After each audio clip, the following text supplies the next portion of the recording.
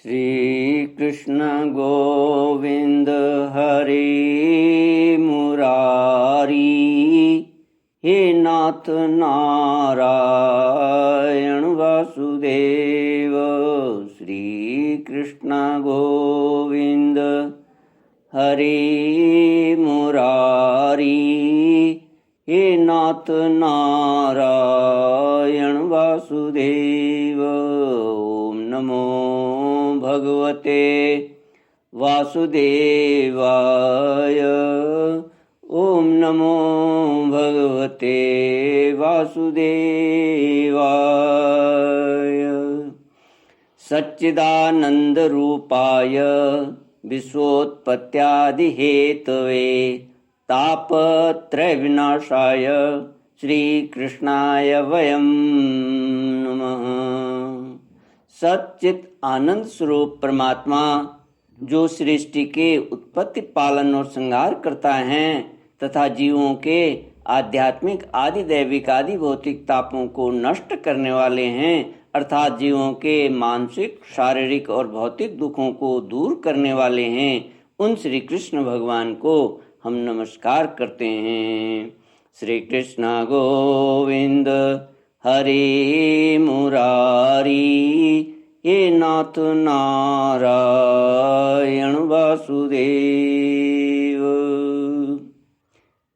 श्रीमद्भागवत सप्तम स्कंद अथ तृतीयोऽध्यायः। नारद उवाच हिरण्यकश्यपो राजन् अजेयमजराजरमम् अजेयमजरमरम्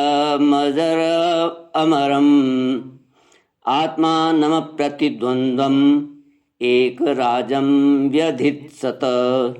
स तेपे मन्दरद्रोण्यां तपः परमदारुणम् ऊर्ध्वबाहुर्नभो दृष्टि पादांगुष्ठाश्रितावनी। हिरण्यकशिपु की तपस्या और वर प्राप्ति। नारद जी ने कहा, युधिष्ठिर, अब हिरण्यकशिपु ने यह विचार किया कि मैं अजय, अजर, अमर और संसार का एक छत्र सम्राट बन जाऊं, जिससे कोई मेरे सामने खड़ा तक न हो सके। इसके लिए वह मंदराचल की एक घाटी में जाकर अत्यंत दारुण तपस्या करने लगा।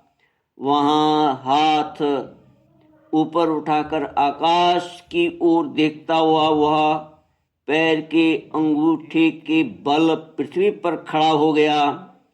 उसकी जटाएं ऐसी चमक रही थीं जैसे प्रलय काल के सूर्य की किरणें। जब वह इस प्रकार तपस्या में संलग्न हो गया, तब देवता लोग अपने अपने स्थानों और पदों पर पुनः प्रतिष्ठित हो गए। बहुत दिनों तक तपस्या करने के बाद उसकी तपस्या की आग धुएं के साथ सिर से निकलने लगी।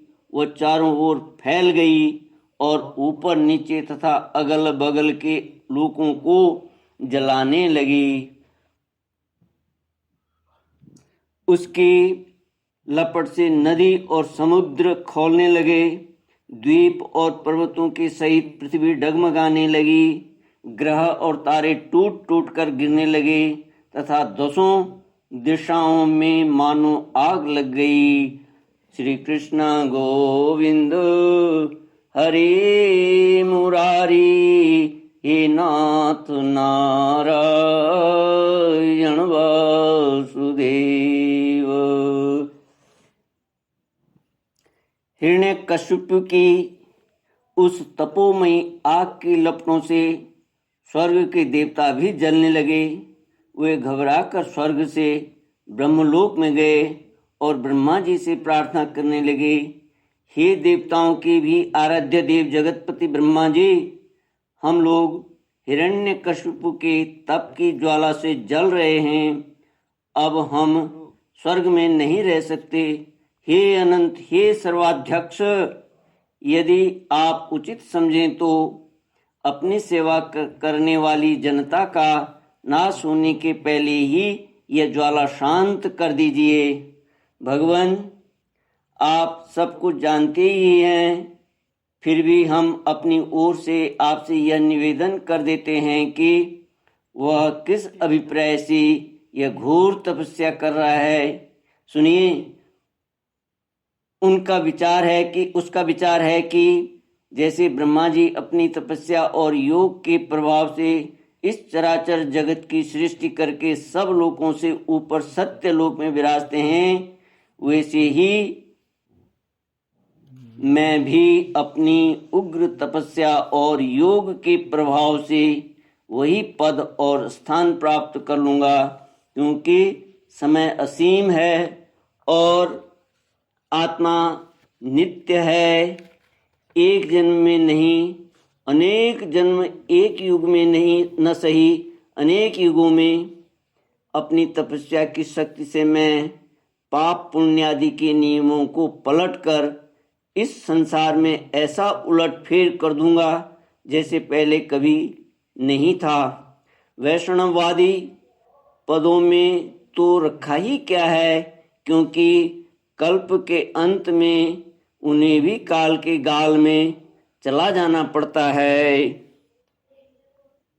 यद्यपि वैष्णव पद वैकुंठादि नित्य धाम अविनाशी हैं, परंतु हिरण्यकशिपु अपनी आसुरी बुद्धि के कारण उनको कल्प के अंत में नष्ट होने वाला ही मानता था।